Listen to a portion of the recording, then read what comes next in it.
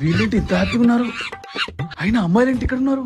వేరే రాష్ట్రానికి అమ్మాయిలు కదా, అమ్మాయిలు కదా, మేము చేస్తుంది అదే కదా. జాబ్ నోటిఫికేషన్స్ పడ్డాయి కదా, అప్లై చేసావా? అయ్యో జగన్, ఇంకో 2 నెలల్లో పంట చేతికి వస్తుందిరా. కూతురు పెళ్లి బ్రహ్మాండంగా చేయొచ్చు. రైతులు ఏంటి ఇంత హ్యాపీగా ఉన్నారు?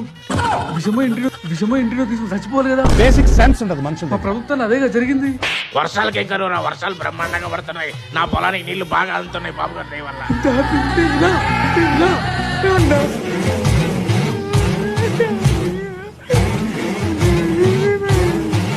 బాబాయ్ పింఛన్ ఇదిగో 4000. 4,000 పెంచిన సంవత్సరం 150 పెంచారు కదా, 150 పెంచారు. నా ఇంట్లో ఉండగా అదే చేసింది. ఇలా ఇస్తే అందరు హ్యాపీ అయిపోతారు కదా. చేయరండి నా వల్ల.